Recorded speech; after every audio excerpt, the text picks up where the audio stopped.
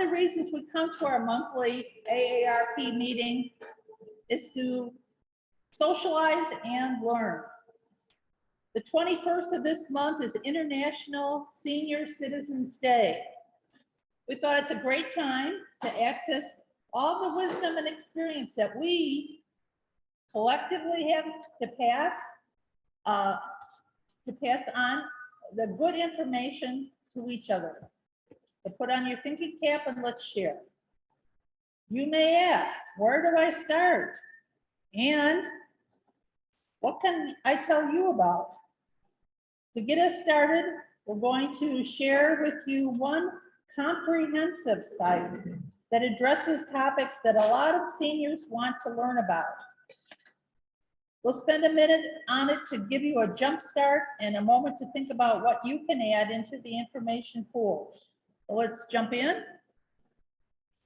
This truly is seniors helping seniors. Elderwerks is the site I just mentioned, and it's a comprehensive site. This is just to show you what the site looks like when you go to it. This is what Georgia is mentioning, all the different topics that they have information on that you can access. We go to the, you see, I have highlighted caregiving just to show an example. Can we go to caregiving?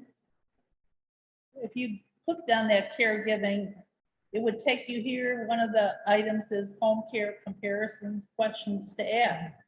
That's a good one. If you're looking for a place for yourself or a family member, you want to know, what do I ask? What do I look for? Let's look on the next slide. So this is what they show you, different things that you can think about and ask about. This is just a little excerpt, just to get you acquainted with what you can find at this good website called Elderwerks. And clinical trials. Have you ever participated in a clinical trial? I bet you have. Raise your hand if you've ever participated in a clinical trial. Well, I'm surprised that there aren't more people that have done that, because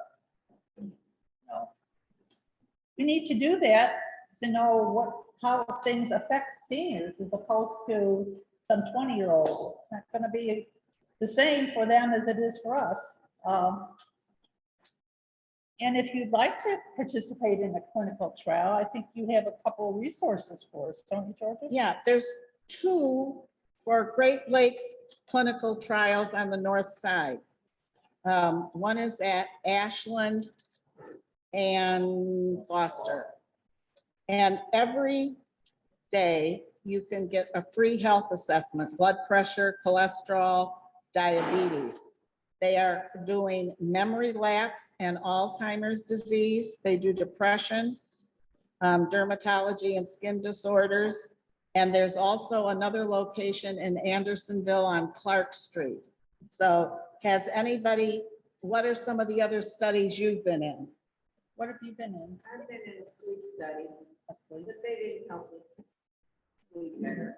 I just did a test a couple times. I slept there overnight. Was that the point to help you, or was it just to find things out? Just to find things out. Yeah.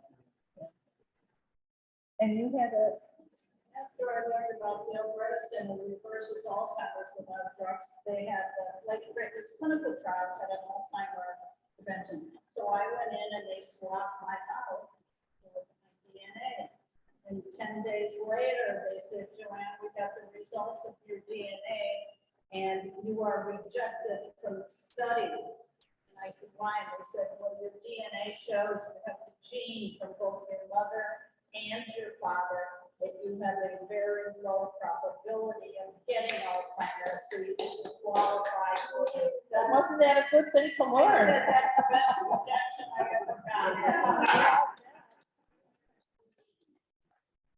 It's also at the Johnson & Johnson study at Great Lakes, because before and Johnson & Johnson's first vaccine came out, they said it was so good, and they said, well, what if people got 2 versions of it? So I signed up, I started on January, and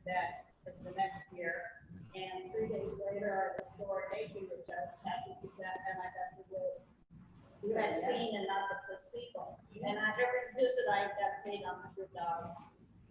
Yeah. Northwestern is also doing a respiratory virus vaccine study that you can look up online.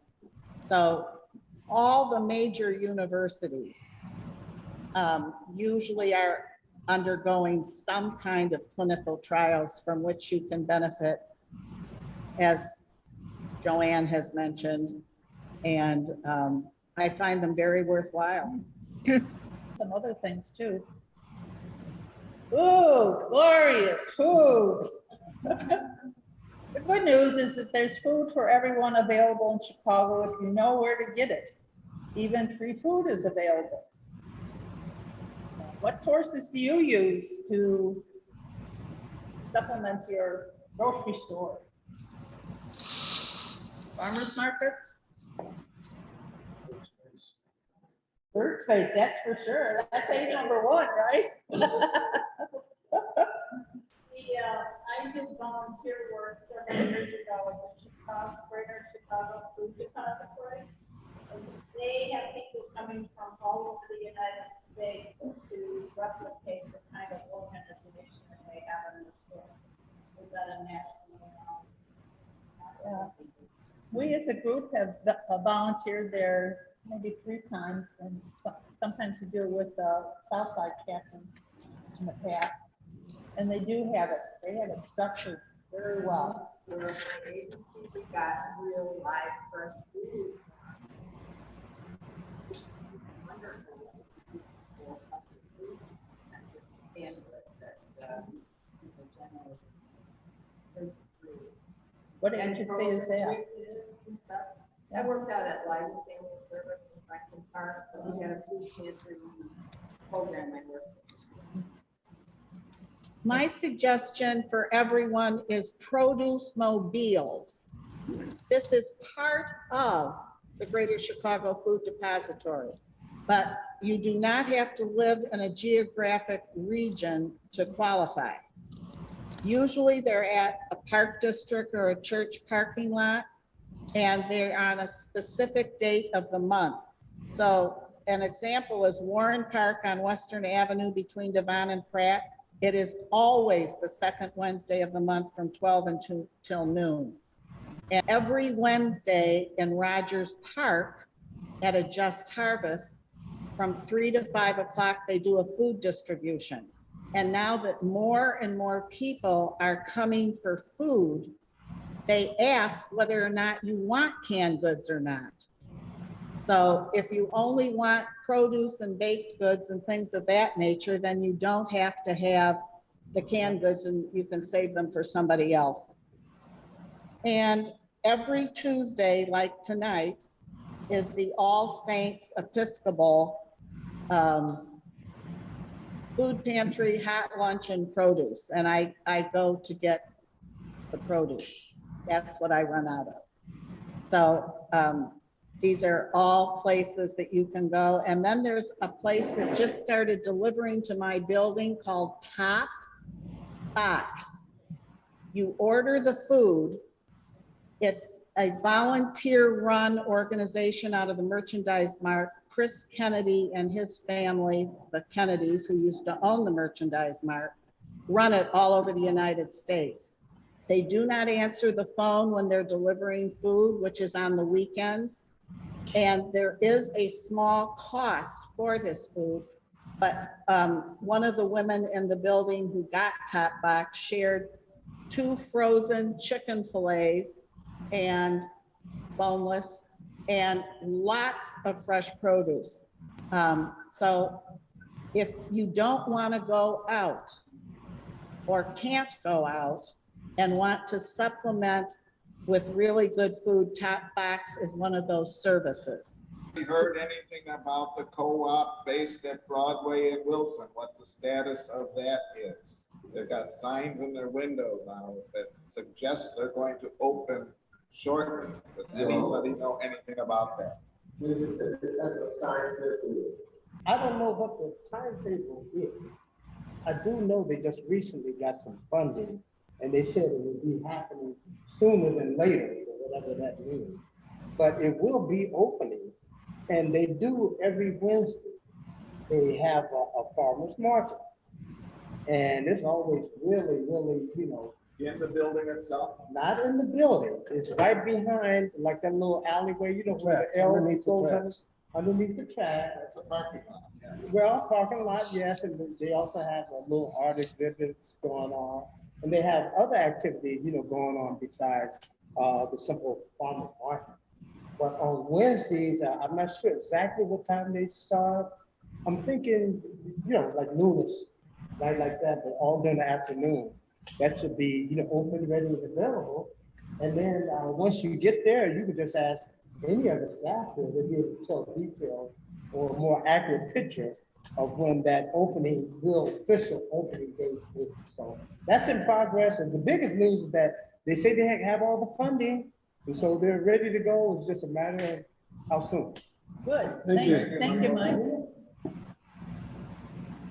All right, we're gonna move on to the next topic, which is legal. Uh-oh. Oops. Oops. There are times when we have to get our ducks in a row by getting our documents in order to make our lives easier, as well as easier for those who come after us. Do you have a good resource that worked well for you and that may be useful to others? The other thing families need to do, that you need to do for your family, because we all get our notices from Fran on the internet. You all use a computer. Make sure you have a book. That was another reason why I passed out these books. It's a handy place to keep all your passwords. If you're like me, I have a different password for each thing, and I'm never going to remember them. So this is my Bible for passwords. So Where are the keys? yeah, well, we don't want to spend too much more time on this right now because we've got other topics. Yeah. But I will mention here under legal services, if you took one of these sheets, this POLST, P-O-L-S-T, has a downloadable form for the state of Illinois. Each state has their own form of questions, and it'll help you through just the very things that Georgia has been talking about. I've used two things that I would encourage people to look into: legacy.com. Yes. The beauty of that is you can go online, write your will, and you don't have to get it signed or anything else. You can change it and everything else. And the 5 last wishes is online. All those things are online. Five wishes, last and it's on your list. 5 last wishes, I think. The problem that I had was getting a lawyer. I don't know all of the answers to the questions he's going to ask me, but if I go online, and you can make a will, and I think that the price you pay is good for a year or 6 months, so you can go back and keep changing it. If you ask a question, please ask it up here. And you should update it. I have 2 flyers that relate to all the departments, or the Cook County has services for seniors at no charge. In fact, they used to run sessions once a month in the courthouse before the pandemic. So give that to Georgia, and we'll be doing in addition to I'll this. scan it and send it. Thank you. Do you have the final thing I want to suggest is through the Illinois Department of Transportation, which is yellow dot. So have this information, which I think the resource is on there. Have this by the front door with your extra medicine and your eyeglasses in case you're taken away by an EMT. And this should have a head and shoulder shot of you. It should give your blood type and your emergency contact information.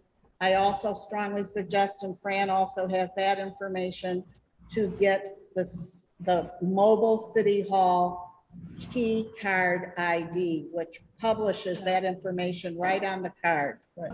Downsizing or starting over. At this time of life, we have probably moved several times, we find we have too much furniture or too little or not quite what we need, we all know we can go to a furniture store and houseware store to get what we need. But can we do our budget and the environment a favor and get what we need on the second life resource market? Or do we know of good places to donate your stock where it will be recycled to those in need of just what you no longer need? What is your experience with this, if any? Anybody donated or made use of second life furniture or? Howard Brown, they'll take good furniture and clothing. And I try to give that away as soon as I can. I'm not a great one for keeping things. Yes, they will pick up. It has to be a good piece of furniture. It can't be junk. And you had a really good one. Mount Sinai Hospital Resale Shop. I was volunteer there for 25 years. They have very good, I have not been there for quite a while though, but they had very good furnishings, clothing, and they do have furniture. And Mondays is senior citizen discount day at the Mount Sinai shop. Thank you, Conrad. My library has this rack that people will give up the books. I don't know you, but I've got a lot of books to give out.